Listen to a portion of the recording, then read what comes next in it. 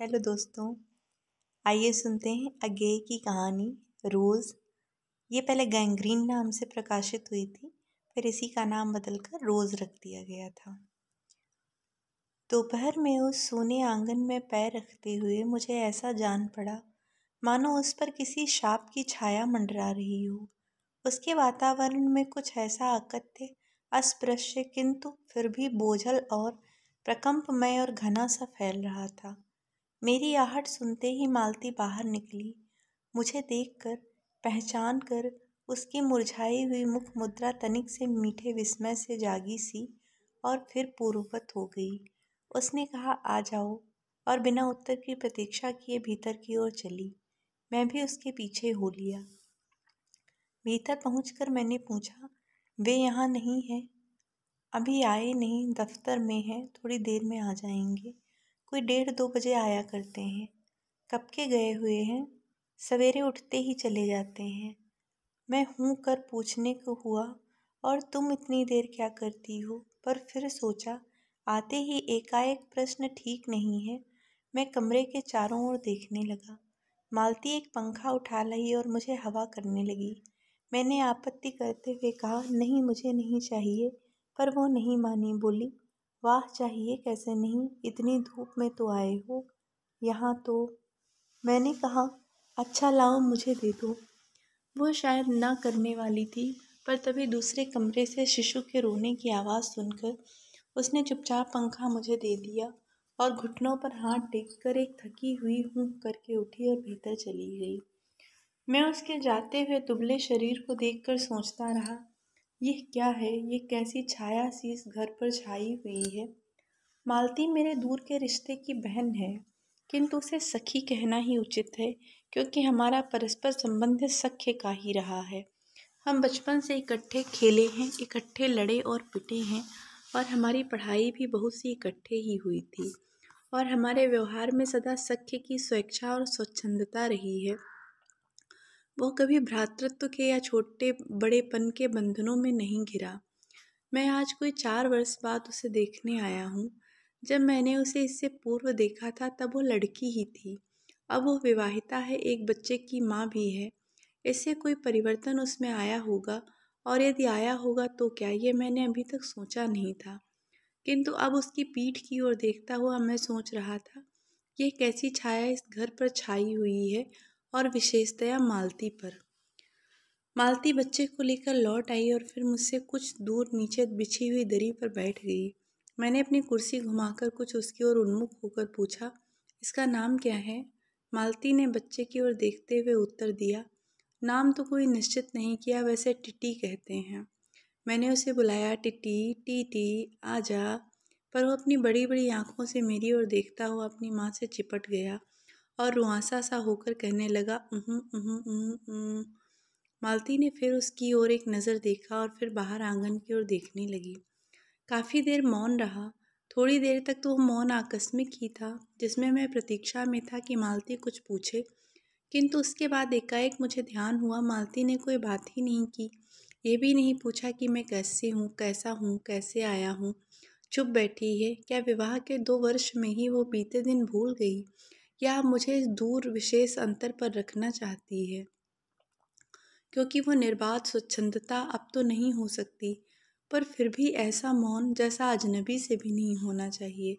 मैंने कुछ खिन्न सा होकर दूसरी ओर देखते हुए कहा, जान पड़ता है तुम्हें मेरे आने से विशेष प्रसन्नता नहीं हुई। उसने एकाएक चौंक कर कहा, हूँ। ये हूँ प्रश्न सूचक था, किंतु इसलिए नहीं कि मालती ने मेरी बात सुनी नहीं थी, केवल विस्मय के कारण। इसलिए मैंने अपनी बात दोहराई नहीं, चुप बैठ रहा। मालती कुछ बोली ही नहीं। तब थोड़ी देर बाद मैंने उसकी ओर देखा। वह एकटक मेरी ओर देख रही थी, किंतु मेरे उधर उन्मुख होते ही उसने आंखें नीची कर लीं। फिर भी मैंने देखा, उन आंखों में कुछ विचित्र सा भाव था, मानो मालती के भीतर कहीं कुछ चेष्टा कर रहा हो, किसी बीती हुई बात को याद करने की, किसी बिखरे हुए वायुमंडल को पुनः जगाकर गतिमान करने की, किसी टूटे हुए व्यवहार तंतु को पुनरुज्जीवित करने की, और चेष्टा में सफल न हो रहा हो। वैसे जैसे देर से प्रयोग में न लाए हुए अंग को व्यक्ति एकाएक उठाने लगे और पाए कि वो उठता ही नहीं है।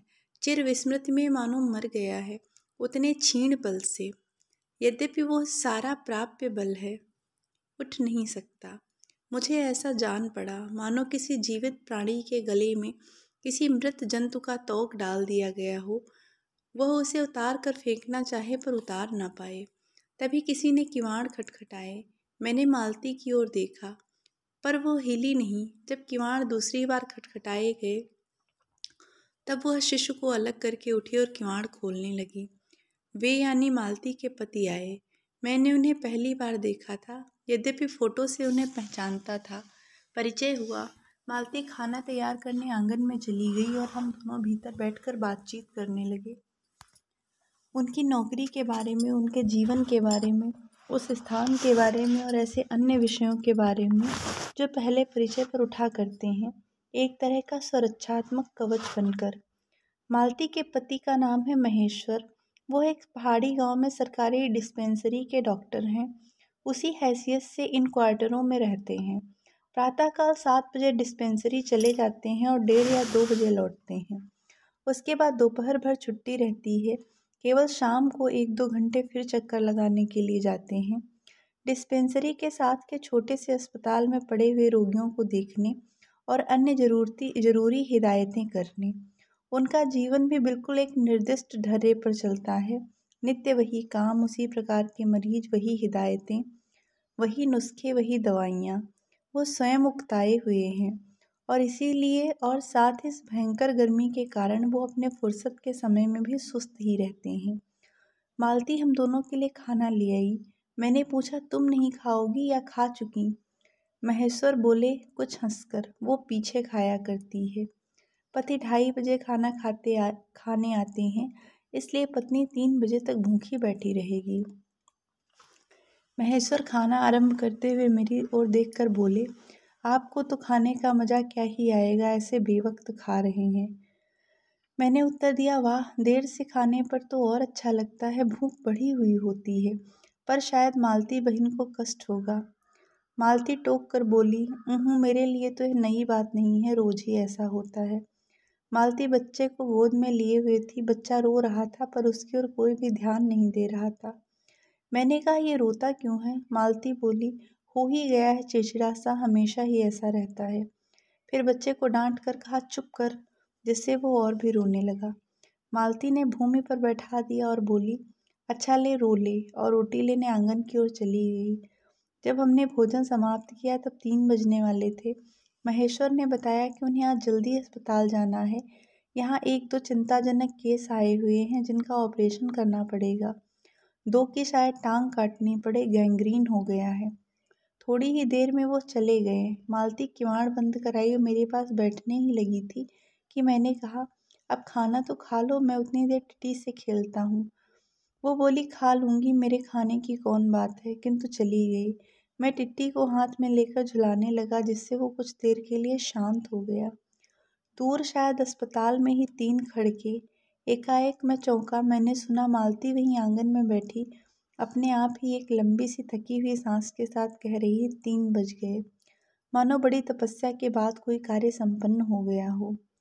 थोड़ी ही देर में मालती फिर आ गई। मैंने पूछा, तुम्हारे लिए कुछ बचा भी था? सब कुछ तो? बहुत था। हाँ, बहुत था, भाजी तो सारी मैं ही खा गया था, वहाँ बचा कुछ होगा नहीं। यूं ही रौब तो न जमाओ कि बहुत था, मैंने हंसकर कहा। मालती मानो किसी और विषय की बात करती हुई बोली, यहाँ सब्जी वब्जी तो कुछ होती ही नहीं, कोई आता जाता है तो नीचे से मंगा लेते हैं। मुझे आए 15 दिन हुए हैं, जो सब्जी साथ लाए थे वही अभी बरती जा रही है। मैंने पूछा, नौकर कोई नहीं है? कोई ठीक मिला नहीं, शायद 1-2 दिन में हो जाए। बर्तन भी तुम ही मांजती हो?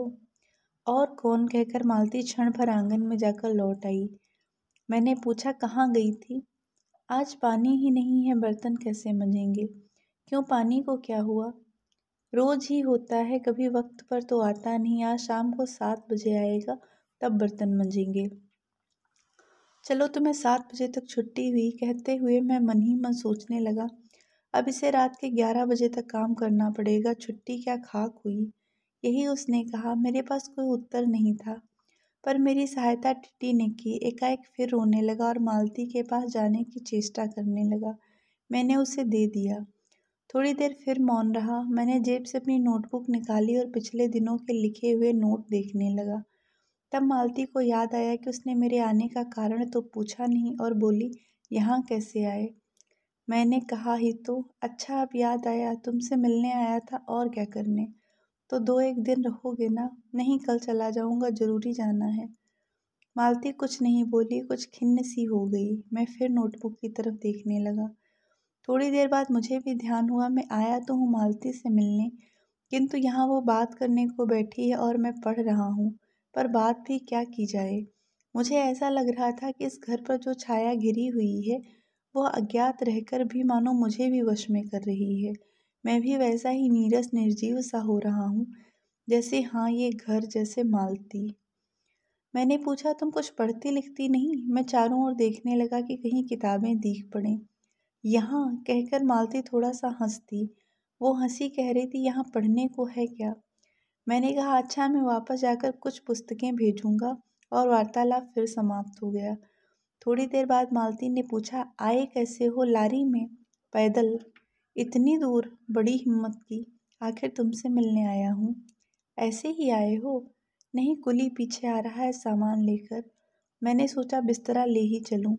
अच्छा किया। यहाँ तो बस कहकर मालती चुप रह गई। फिर बोली, तब तुम थके होगे, लेट जाओ। नहीं, बिल्कुल नहीं थका। रहने भी दो, थके नहीं। भला थके हैं। और तुम क्या करोगी? मैं बर्तन मांज रखती हूँ, पानी आएगा तो धुल जाएंगे।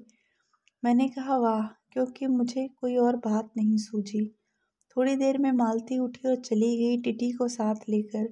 तब मैं भी लेट गया और छत की ओर देखने लगा। मेरे विचारों के साथ आंगन से आती हुई बर्तनों की घिसने की खनखन ध्वनि मिलकर एक विचित्र स्वर उत्पन्न करने लगी, जिसके कारण मेरे अंग धीरे धीरे ढीले पड़ने लगे। मैं ऊँघने लगा।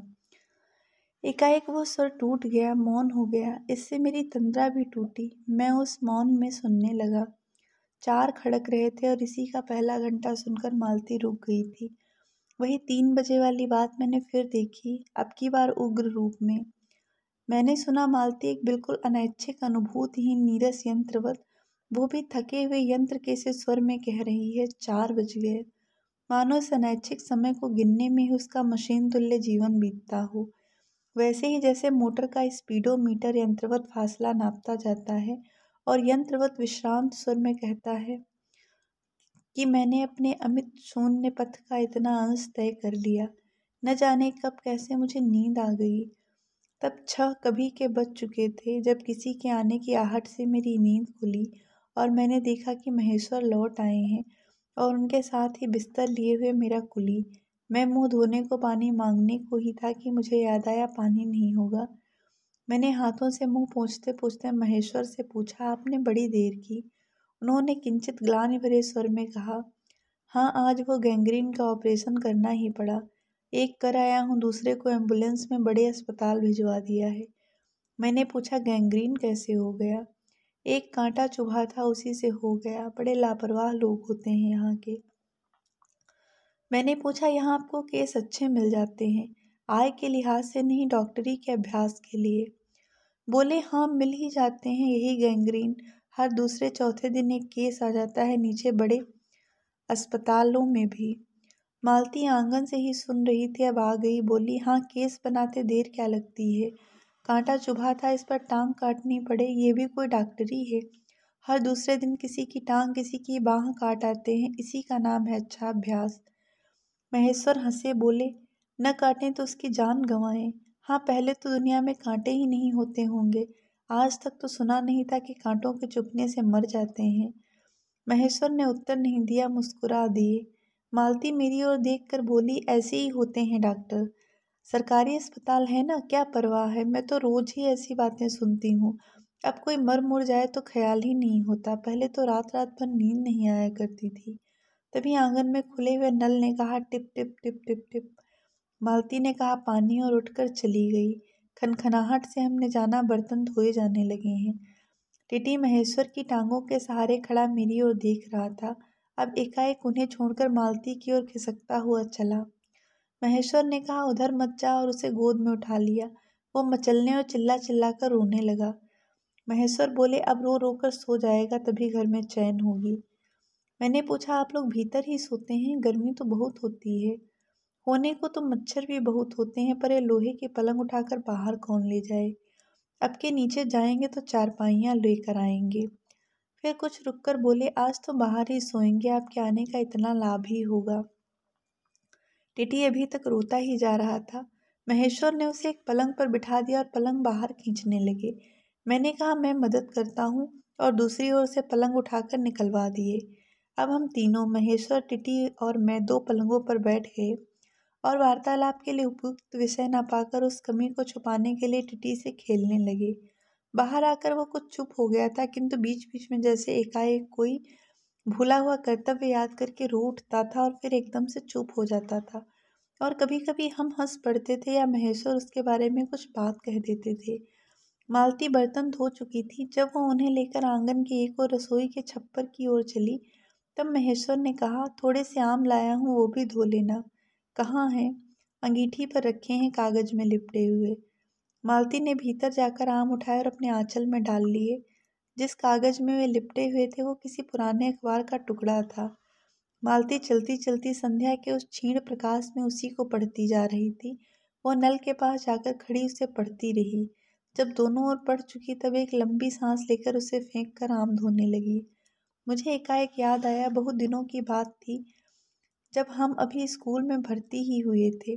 जब हमारा सबसे बड़ा सुख, सबसे बड़ी विजय थी हाजिरी हो चुकने के बाद चोरी से क्लास से निकल भागना और स्कूल से कुछ दूरी पर आम के बगीचे में पेड़ों पर चढ़कर कच्ची अमियाँ तोड़ तोड़ खाना। मुझे याद आया, कभी जब मैं भाग आता और मालती नहीं आ पाती थी, तब मैं भी खिन्न मन लौट आया करता था। मालती कुछ नहीं पढ़ती थी, उसके माता पिता तंग थे। एक दिन उसके पिता ने उसे एक पुस्तक लाकर दी और कहा कि इसके 20 पेज रोज पढ़ा करो, हफ्ते भर बाद मैं देखूं कि इसे समाप्त कर चुकी हो, नहीं तो मार मार कर चमड़ी उधेड़ दूंगा। मालती ने चुपचाप किताब ले ली, पर क्या उसने पढ़ी? वो नित्य ही उसके 10 पन्ने 20 पेज फाड़ कर फेंक देती, अपने खेल में किसी भांति फर्क ना पड़ने देती। जब 8वें दिन उसके पिता ने पूछा, किताब समाप्त कर ली? तो उत्तर दिया, हाँ कर ली। पिता ने कहा, लाओ मैं प्रश्न पूछूंगा, तो चुप खड़ी रही। पिता ने कहा तो उद्धत स्वर में बोली, किताब मैंने फाड़ कर फेंक दी है, मैं नहीं पढ़ूंगी। उसके बाद वो बहुत पिटी, पर वो अलग बात है। इस समय मैं यही सोच रहा था कि वो उद्धत और चंचल मालती आज कितनी सीधी हो गई है, कितनी शांत और एक अखबार के टुकड़े को तरसती है। यह क्या यह? तभी महेश्वर ने पूछा, रोटी कब बनेगी? बस अभी बनाती हूँ। पर अब की बार जब मालती रसोई की ओर चली, तब टिटी की कर्तव्य भावना बहुत विस्तीर्ण हो गई। वो मालती की ओर हाथ बढ़ाकर रोने लगा और नहीं माना। मालती उसे भी गोद में लेकर चली गई। रसोई में बैठकर एक हाथ से उसे थपकने और दूसरे से कई छोटे छोटे डिब्बे उठाकर अपने सामने रखने लगी। और हम दोनों चुपचाप रात्रि की और भोजन की और एक दूसरे से कुछ कहने की और न जाने किस किस न्यूनता की पूर्ति की प्रतीक्षा करने लगे। हम भोजन कर चुके थे और बिस्तरों पर लेट गए थे और टिटी सो गया था। मालती पलंग के एक और मोमजामा बिछाकर उस पर लेट गई थी। वो सो गया था, पर नींद में कभी कभी चौंक उठता था। एक बार तो उठकर बैठ ही गया था, पर तुरंत ही लेट गया। मैंने महेश्वर से पूछा, आप तो थके होंगे, सो जाइए। वो बोले, थके तो आप अधिक होंगे, 18 मील पैदल चलकर आए हैं। किंतु उनके स्वर ने मानो जोड़ दिया, थका तो मैं भी हूँ। मैं चुप रहा। थोड़ी देर में किसी अपर संज्ञा ने मुझे बताया वो ऊँघ रहे हैं। तब लगभग 10:30 बजे थे। मालती भोजन कर रही थी। मैं थोड़ी देर मालती की ओर देखता रहा। वो किसी विचार में, यद्यपि बहुत गहरे विचार में नहीं, लीन हुई धीरे धीरे खाना खा रही थी। फिर मैं इधर उधर खिसक कर पर आराम से होकर आकाश की ओर देखने लगा। पूर्णिमा थी, आकाश अनभ्र था। मैंने देखा उस सरकारी क्वार्टर के दिन में अत्यंत शुष्क और नीरस लगने वाली स्लेट की छत भी चांदनी में चमक रही है, अत्यंत शीतलता और स्निग्धता से छलक रही है, मानो चंद्रिका उन पर से बहती हुई आ रही हो, झर रही हो। मैंने देखा पवन में चीड़ के वृक्ष, गर्मी से सूख कर मटमैले हुए चीड़ के वृक्ष धीरे धीरे गा रहे हों कोई राग, जो कोमल है किंतु करुण नहीं, अशांतिमय है किंतु उद्वेगमय नहीं। मैंने देखा प्रकाश से धुंधले नीले आकाश के तट पर जो चमगादड़ नीरव उड़ान से चक्कर काट रहे हैं, वे भी सुंदर दिखते हैं। मैंने देखा दिन भर की तपन, अशांति, थकान, दाह पहाड़ों में से भाप से उठकर वातावरण में खोए जा रहे हैं, जिसे ग्रहण करने के लिए पर्वत शिशुओं ने अपनी चीड़ वृक्ष रूपी भुजाएं आकाश की ओर बढ़ा रखी हैं। पर यह सब मैंने ही देखा, अकेले मैंने। महेश्वर ऊँघ रहे थे और मालती उस समय भोजन से निवृत्त होकर दही जमाने के लिए मिट्टी का बर्तन गर्म पानी से धो रही थी और कह रही थी, अभी छुट्टी हुई जाती है। और मेरे कहने पर ही कि 11 बजने वाले हैं, धीरे से सिर हिलाकर जता रही थी कि रोज ही इतने बज जाते हैं। मालती ने वो सब कुछ नहीं देखा। मालती का जीवन अपनी रोज की नियत गति से बहा जा रहा था और एक चंद्रमा की चंद्रिका के लिए, एक संसार के लिए रुकने को तैयार नहीं था। चांदनी में शिशु कैसा लगता है, इस अलस जिज्ञासा से मैंने टिटी की ओर देखा और वह एकाएक मानो किसी शैशवोचित वामता से उठा और खिसक कर पलंग से नीचे गिर पड़ा और चिल्ला चिल्ला कर रोने लगा। महेश्वर ने चौंक कर कहा, क्या हुआ? मैं झपट कर उसे उठाने दौड़ा। मालती रसोई से बाहर निकल आई। मैंने उस खट शब्द को याद करके धीरे से करुणा भरे स्वर में कहा, बहुत चोट लग गई बेचारे के। यह सब मानो एक ही क्षण में, एक ही क्रिया की गति में हो गया। मालती ने रोते हुए शिशु को मुझसे लेने के लिए हाथ बढ़ाते हुए कहा, इसके चोटें लगती ही रहती हैं, रोज ही गिर पड़ता है। एक छोटे क्षण भर के लिए मैं स्तब्ध हो गया। फिर एकाएक मेरे मन ने, मेरे समूचे अस्तित्व ने विद्रोह के स्वर में कहा, मेरे मन न भीतर ही बाहर एक शब्द भी नहीं निकला। माँ, युवती माँ, ये तुम्हारे हृदय को क्या हो गया है जो तुम अपने एकमात्र बच्चे के गिरने पर ऐसी बात कह सकती हो? और ये अभी जब तुम्हारा सारा जीवन तुम्हारे आगे है। और तब एकाएक मैंने जाना कि यह भावना मिथ्या नहीं है। मैंने देखा कि सचमुच उस कुटुंब में कोई गहरी भयंकर छाया घर कर गई है। उनके जीवन के इस पहले ही यौवन में घुन की तरह लग गई है। उसका इतना अभिन्न अंग हो गई है कि वे उसे पहचानते ही नहीं, उसी की परिधि में घिरे हुए चले जा रहे हैं। इतना ही नहीं, मैंने उस छाया को देख भी लिया। इतनी देर में पूर्ववत शांति हो गई थी। महेश्वर फिर लेटकर ऊँघ रहे थे। टिटी मालती के लेटे हुए शरीर से चिपक कर चुप हो गया था। यद्यपि कभी एक आध सिसकी उसके छोटे से शरीर को हिला देती थी। मैं भी अनुभव करने लगा था कि बिस्तर अच्छा सा लग रहा है। मालती चुपचाप ऊपर आकाश में देख रही थी, किंतु क्या चंद्रिका को या तारों को? तभी 11 का घंटा बजा। मैंने अपनी भारी हो रही पलकें उठाकर अकस्मात किसी अस्पष्ट प्रतीक्षा से मालती की ओर देखा। 11 के पहले घंटे की खड़कन के साथ ही मालती की छाती एकाएक फफोले की भांति उठी और धीरे धीरे बैठने लगी और घंटा ध्वनि के कंपन के साथ ही मूक हो जाने वाली आवाज में उसने कहा, 11 बज गए।